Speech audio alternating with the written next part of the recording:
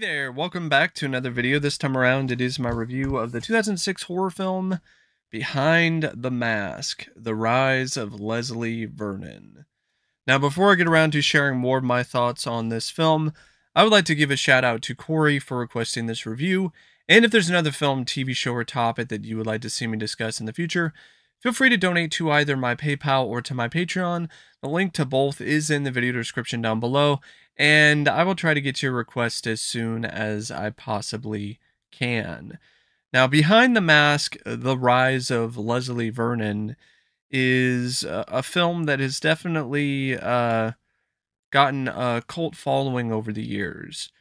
It's a movie that didn't really get much of a theatrical release when it came out, did well in the festival circuit leading up to that, but didn't really take off until a few years after its release. And it's become a pretty popular film among horror fans. And I had heard about the film, but I never really got around to watching it until recently. And I could see why people think this is a gem, a diamond in the rough, so to speak. I thought this was solid. I thought it was quite good. I think there are a couple things about it that kind of prevent it from being up there with A Nightmare on Elm Street, the original, or Halloween, the original, or some of the better sequels in those franchises. But it's still a really high quality, top notch independent horror film with some really clever writing.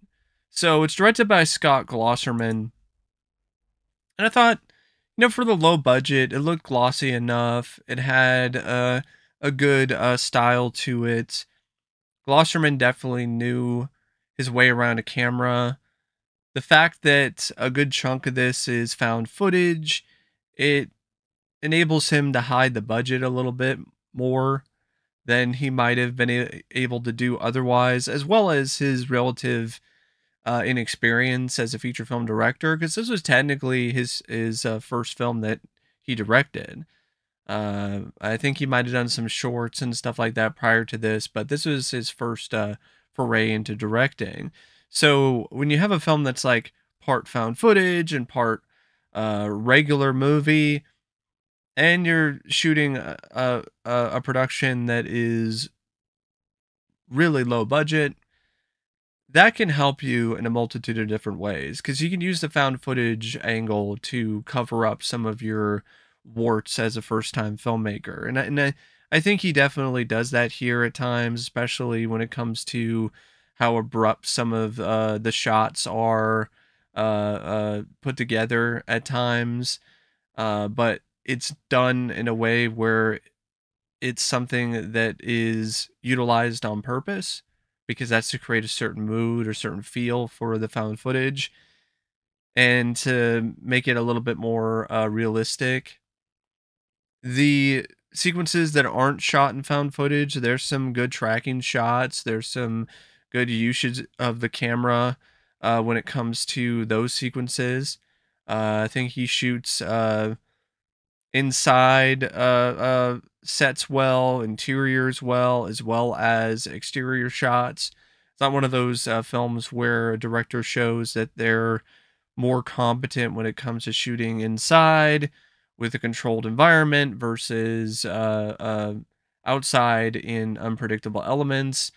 And yeah, I felt that it was a well-directed film overall. And it had a good look to it and a pretty consistent visual tone. Now, Glosserman also wrote the film along with David J. Steve, or Stive, however you want to say it.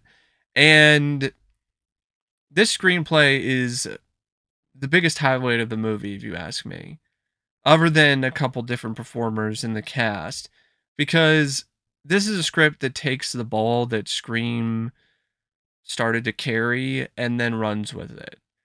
It really creates a a fun and unique twist on the slasher genre by having the events of the film take place in a universe where Freddy, Jason, and Michael, they exist simultaneously. Like this is one of those films where you don't necessarily see them, but you see the Elm Street house. You see other references to other slasher films. There's lines of dialogue and other elements of the plot that are directly supposed to be a tie-in or a homage to other slashers or other horror movies. And it very much plays out like a genuine love letter to the horror genre. So you have a fan of the genre who is writing a script that's very meta, but it's not in an obnoxious way, and it's not in a lazy way either. And I think that's something that's a little harder than some people might admit when it comes to a film like this. There's been other attempts to try to be the next Scream or to do a satirical take on the horror genre or the slasher genre, but I don't think they were anywhere near as effective as this movie ultimately was, because you just had more talent when it comes to who's writing it, and you had somebody who genuinely had a passion for these kind of films, where in other attempts to do it uh, in the past or in the present, with some exceptions like The Final Girls, for instance, it seems like it's from the perspective of somebody who's not even really a fan of the genre. And when that happens, you don't really get a very satisfying story or script. I like taking the documentary angle, mockumentary, and putting a new spin on that as well, and setting it up as if it's, in essence, kind of a mockumentary about the plan of this serial killer named Leslie Vernon, who wants to start a new killing spree and create his own fresh bloody legacy. And I like the twists and the turns when it comes to the plot. I like how Leslie Vernon isn't necessarily who you think he is. I like the stuff involving the documentary filmmaker who's working along with Leslie and is pressured to work with him to set things up just the way that Leslie wants them set up for the uh, the legend to come to life. And I really love the sense of humor. Like, there's some really funny moments in this, like the whole scene where the documentary filmmaker Taylor, she's tasked with a shoot where she's on location at what is supposed to be Leslie Vernon's childhood home, and she's asked by Leslie to shoot the house and to interview Leslie and have him explain his plan for that night and so on. And he explains that he's boarded up all the doors, and he's nailed the windows shut. and and Taylor, she asks a very genuine question where she's like, why don't they just smash the windows out? And then Leslie's like, well, you would think that they would do that, but they don't. it's just, it's just that kind of stuff that really elevates this script to a new level when it comes to the satire and the comedy. But I will say this, it's not the funniest comedy out there. Like, there are some times where you get the gist of what's being said, and you get the fact that it's making a reference in a cheeky fashion to some other slasher film or some other horror movie. You see stuff like, oh hey, there's Kane Hodder in a scene. You have Robert Englund playing the Dr. Loomis kind of role. But you have these little things here and there, but they're not always consistently funny or a laugh riot. So it's not what I would consider to be like the funniest horror comedy out there. Um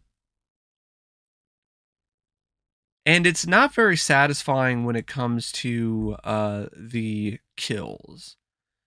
And when you're trying to be a slasher film that is following in the footsteps of A Nightmare on Elm Street and Halloween and Friday the 13th, you kind of need to bring the gory goods, and this movie doesn't do that. And I'm wondering if it's because of the fact that it was a low budget production and the director was relatively inexperienced and maybe he didn't want to do that. It was easier not to shoot those kind of scenes. But I don't necessarily buy that because I've seen other first time filmmakers or other low budget independent horror films that have still had a lot of gore and had practical effects. I think it's one of those things where, well, just hire the people who would be the best prepared to do those effects. Let them do their thing and just film it. I don't see how it could be really that difficult. I mean, in terms of like lighting the scene, that definitely might be something that you might have to deal with some trial and error, so to speak, to get right. But I don't feel that it's something that a first time filmmaker with a low budget is incapable of doing. So that was a little disappointing when it comes to this movie. Especially when some of the reviews mention that it's bloody enough, and I'm like, it's barely there. Like, there's some blood, and there is a decent body count, but so much of it is just done off screen, or you see a dead body laying there with a throat slit or something. So it isn't really a crowd pleaser when it comes to the kills. I honestly have to admit that.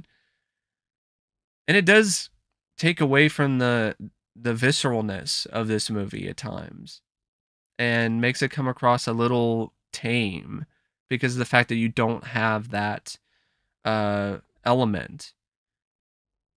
But like I said, there's so much else going for it in terms of the script.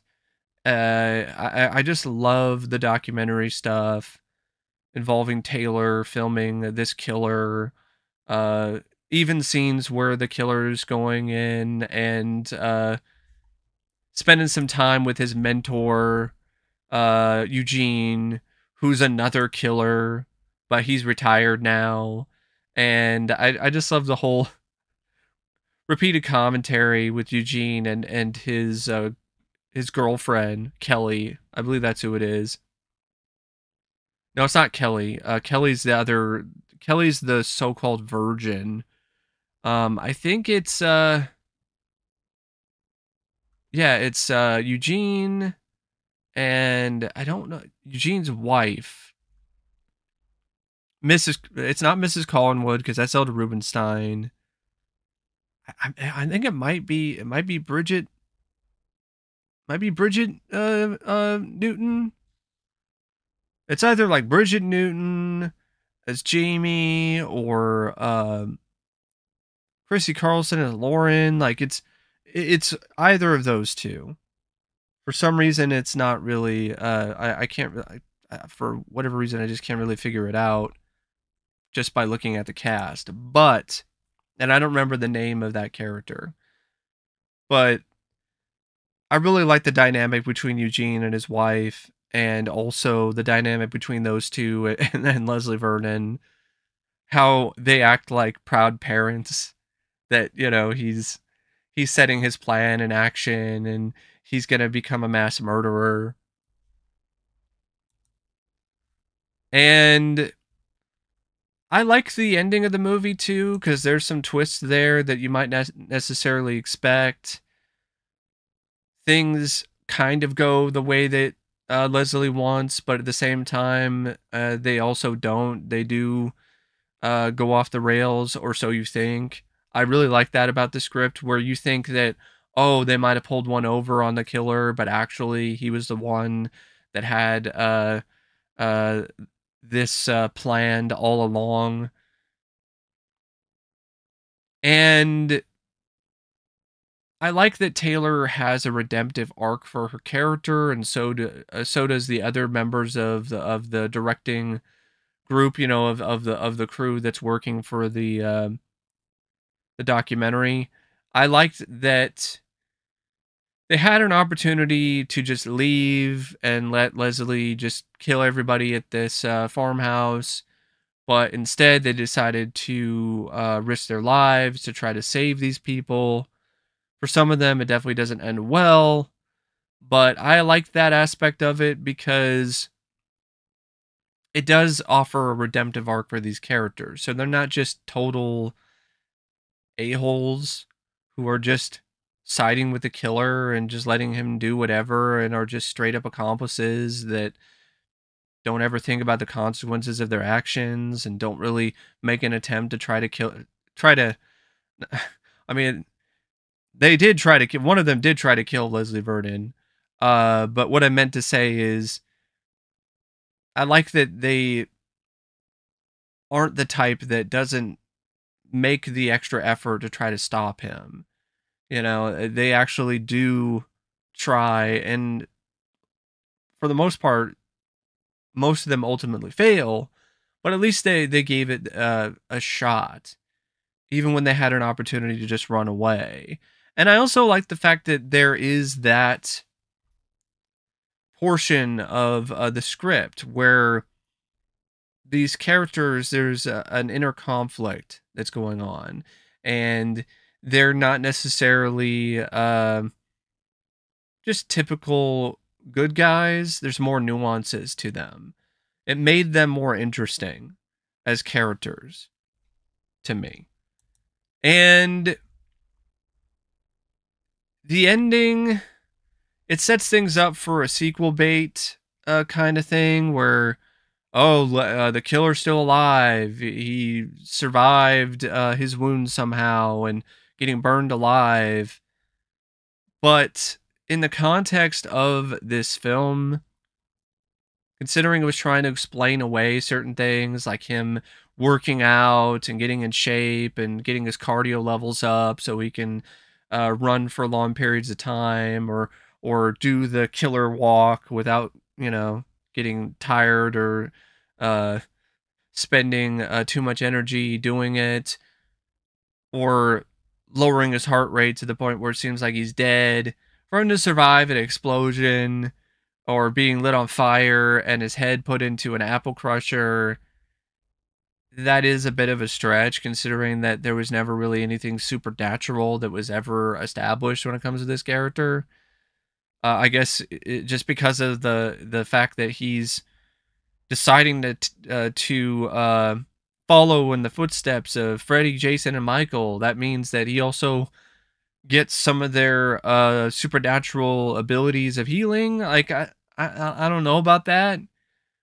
Um, and that's why I think, in part, there's been a bit of, well, not a bit. There's been a lot of trepidation when it comes to a sequel, because I think the writers are trying to think about how they can work around that, as well as what kind of satire they can do. And I think they feel that whatever satire that they had initially planned, which I think at one point, I think the sequel was going to be about torture porn, like Saw and Hostel and something like that.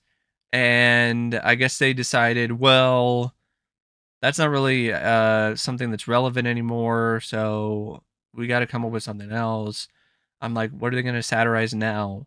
Blumhouse horror films, A24 pretentious movie uh adaptations, or A24's farts don't stink cinema in the horror genre. I think that actually might be a good place to take the satire, A24, and satirize that. Or do a combination of A24 and Blumhouse, I think there's still opportunities to be had, and I think there's still things you can do with another film in this series, but just hasn't materialized yet. And if it does, I would love to see the film, and I would love to see what these writers or what different writers would come up with for another entry in this series. Because despite how, I've been a little critical of things when it comes to the script and the story, I still feel that for the most part, the screenwriters did a really good job with this film.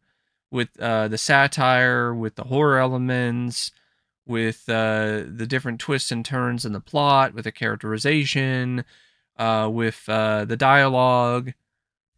The only thing that it really drops the ball on for me is it just doesn't bring the gory goods. Like I said, it just doesn't do that. The kills aren't very creative, and that they're not very memorable, and they just lack that visceral edge.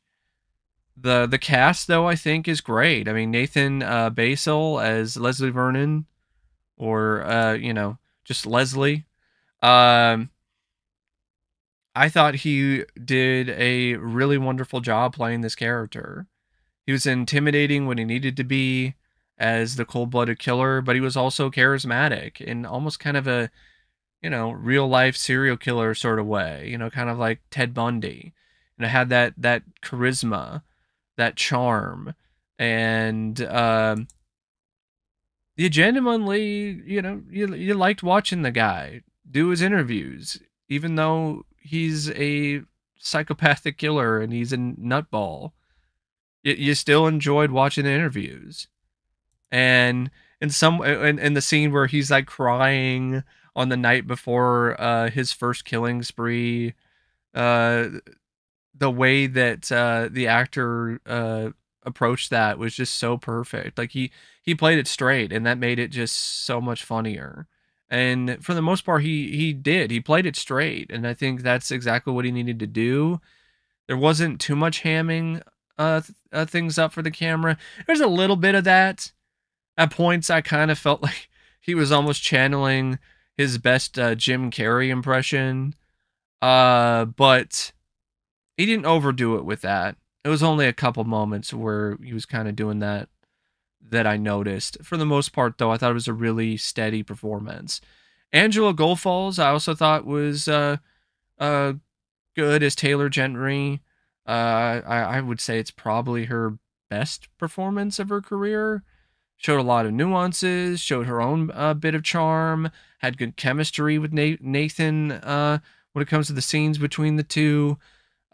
She was stoic and stern and badass when she needed to be, but also showed that vulnerability that you see a lot of final girls having uh, in these kind of films. Speaking of Final Girl, I felt that Kate Lang Johnson also did a good job as Kelly, who was the focus of Leslie in terms of the spark for his killing spree, because he handpicked her as his final girl.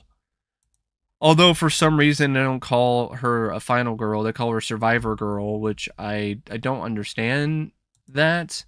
For the most part, it seems like the writers nailed it when it comes to the tropes and the different ins and outs of a slasher film, but they didn't call the girl the final girl. They just called her survivor girl, which that's like the first time I've ever heard that, to be honest.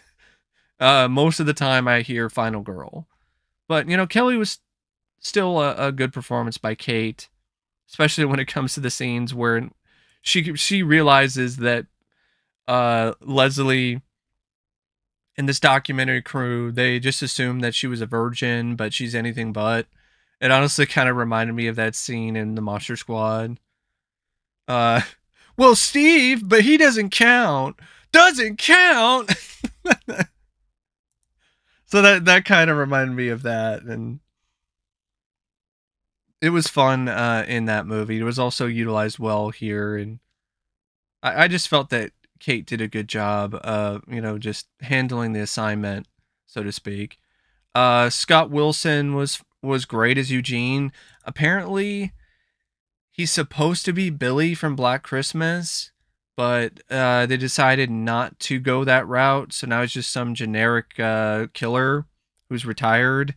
And it was Robert Englund who suggested Scott Wilson, and it was a great suggestion, great decision by Robert, because Scott was great. I really enjoyed his scenes in the film. He was honestly one of the funnier aspects of the movie. Uh, Zelda Rubenstein, I mean, she was every bit as weird and charming as she always was. She was only in the film for a little bit, but she definitely left an impression. She even did her Tangina voice for one of the scenes that she was in. Bridget Newton as Jamie uh, did some good work. So did Chrissy Carlson as Lauren. Ben Pace as Doug. Britton Spellings as Todd. Hart Turner as Shane. They were there, and not anything that I would consider to be real standout performances, but you know they were decent. And of course, I can't not mention Robert Englund as Doc Halloran. Robert showed so much range here because he was able to effectively be a Dr. Loomis type of character. It showed that he doesn't necessarily have to be the killer to deliver an effective and a strong performance. He can be the guy who's trying to stop the killer. He can be the Ahab for you know, the white whale that is Leslie Vernon. And when it comes to other technical aspects of the movie, like the cinematography by Jaron Present or the editing by Sean Present, it's very presentable. It's effective. It works for the film. You can definitely tell that they're working with a low budget, but like I said, the found footage angle really covers up a lot of the choppier elements of the movie. And the music by Gordy Hobb, kind of generic, really. It's kind of generic, typical horror music for that time. Not really anything that stands out in a significant fashion, but it's also not a bad score. It's just not a score that I would say is really noteworthy or has a lot of notes in it that are really special. But the score does work when it comes to providing some extra suspense or tension when it comes to a certain scene. Honestly, the more memorable aspect of the music in this is the fact that they use the song Psycho Killer by I believe is it the Talking Heads? I think that's who it is. Yeah, they use the song Psycho Killer, and I love that song. It was just a fun song to use for the end credits. And it's only like 92 minutes, so it definitely goes by at a really, really fast pace. It's not a film that overstays its welcome. It doesn't become tedious or dull or too boring. And yeah, I think that there's just a lot to like about it. And especially if you're a fan of slasher films and the horror genre, there's so many Easter eggs. There's probably stuff that I missed the first time around that I saw the movie. So it's a film that does have rewatchability factor for that reason as well, in terms of like playing a game of spotting the Easter eggs, in terms of the different references throughout the movie. And yeah, it's a film that I would also definitely recommend. If you like horror slasher films and you especially enjoy films like Scream and you haven't checked this one out yet, I definitely would recommend seeing it sometime. This is not a bad Blu-ray either. This is definitely worth picking up if you're a fan of this. It's got a good new HD master, which is different than the one from the previous release, and you get a bunch of features and stuff like that. I gotta be honest though, I think this slipcover cover art is kind of crappy. It looks really photoshopped, and I don't know, just the way it's lit is just kind of garish looking, and I know lit isn't probably the right word to use, but it's just the way that the colors are utilized. Maybe it just looks kind of garish looking, and I don't know. It's a little too busy as well. But so glad that I have it, and glad that I finally checked this one out. Anyway, thanks for watching my review of Behind the Mask: The Rise of Leslie Vernon. Excuse me. And as always, thanks for watching, and I'll see you later. See ya.